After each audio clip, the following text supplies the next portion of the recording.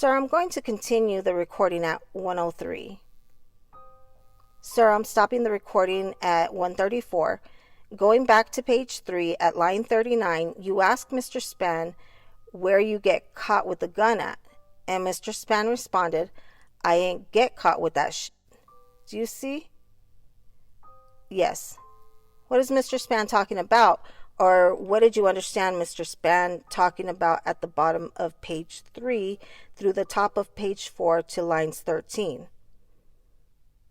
That he got pulled over and Pierre bailed out with the gun. He didn't get caught with the gun. So do you understand that he got pulled over by who? By the police.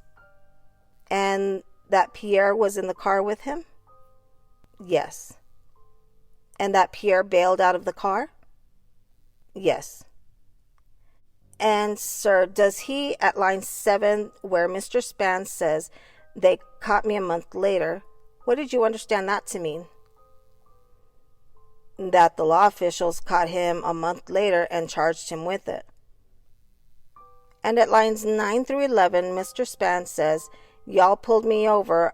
I threw a Mac 11 out the window and pulled off. Do you see that? Yes.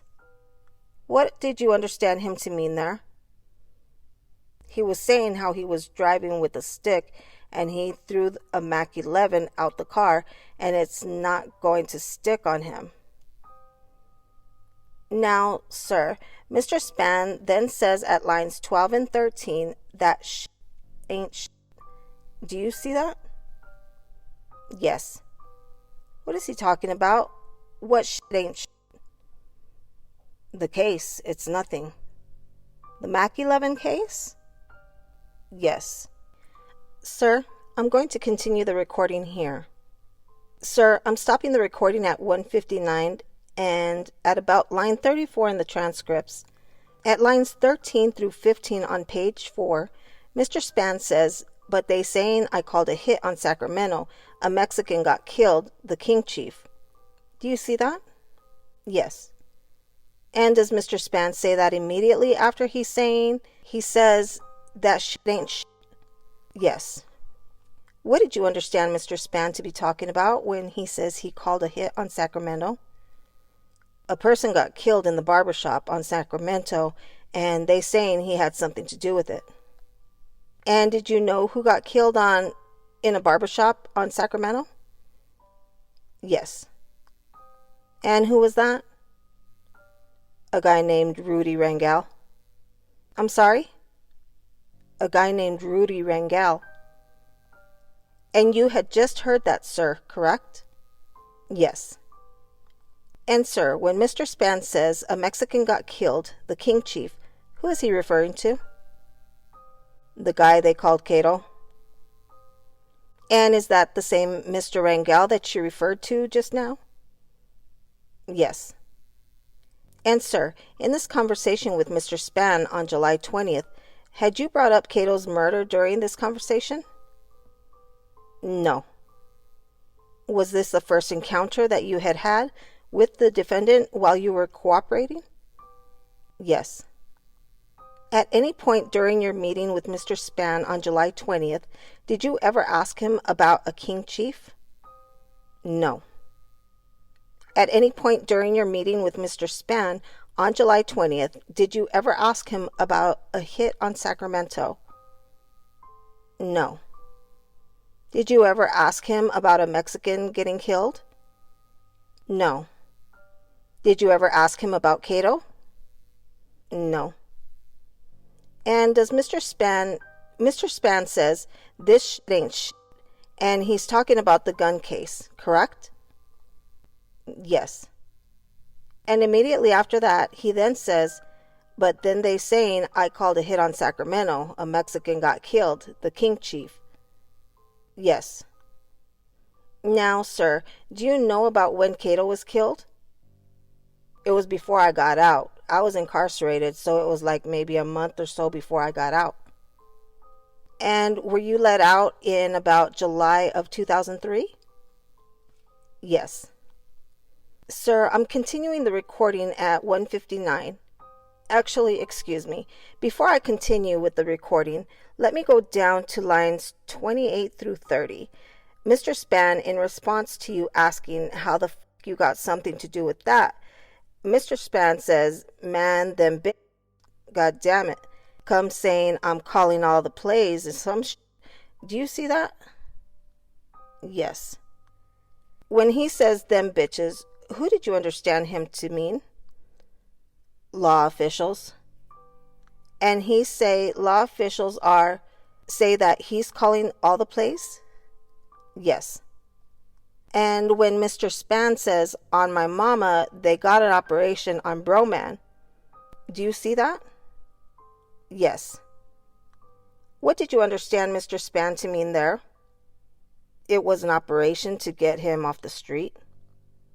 And when Mr. Span says, they over here in the hood hot, that's why we've been working the projects. What does working the projects mean? He has narcotics being sold in the projects. And why did you understand him to be selling his narcotics in the projects? Because the neighborhood he was working with was too many police in the area. And is that what he meant by they over the hood hot? Yes. Did you know what projects Mr. Span was talking about? LeClaire Courts. Is that the same LeClaire Courts where your brother's car was? Yes. Sir, I'm going to continue with the recording at 1:59. Sir, right before the recording ended right there, at lines 37 and 38 on the bottom of page 4, Mr. Span says, all I need is drugs. I'm work. I know how to maneuver. What did he mean by all I need is drugs? I'm going to work. I'm work. He needs somebody give him some drugs so he can work. What did he mean by work? Work the corners. When Mr. Span then continues on and says at lines 40 through 44, they gotta take a motherfucker in there and say, man, Joe, he told me to kill him on one of those phones right here, and you ain't finna catch me on no phone. What did you understand Mr. Span to be talking about?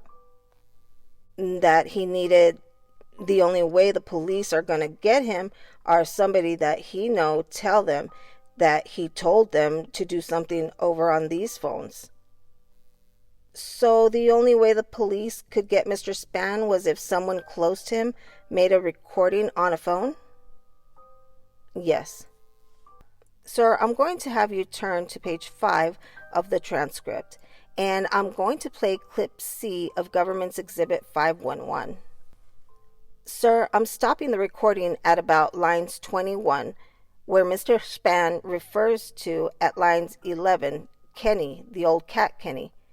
Do you see that? Yes. Did you know who he was referring to? The old man Kenny on Pulaski. And this is the same Kenny that he referred to earlier in Government's Exhibit 511? Yes. This is Kenny's brother Gus? Yes. And you said Kenny was off Pulaski? Yes. Did you know Kenny to be part of a gang? Yes. What gang was that? The Four Corner Hustlers. Mr. Span also mentioned the name Charles. Do you see that? Yes. Who did you understand Mr. Span to be talking about? Lil Charles.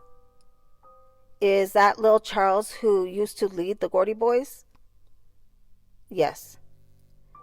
Sir, what did you understand Mr. Span to be talking about in lines 9 through 19? That he had to be a thinker because the older guys thought he wasn't a thinker and he ain't got no legs, so he got to use his brain. So he had to use his brain because the older guys didn't think that he was thinking? Yes. Now, sir, I'm continuing the recording. I'm going to start the recording at about 1:10.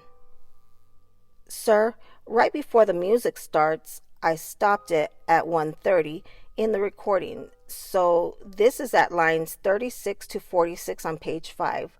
Do you see that? Yes.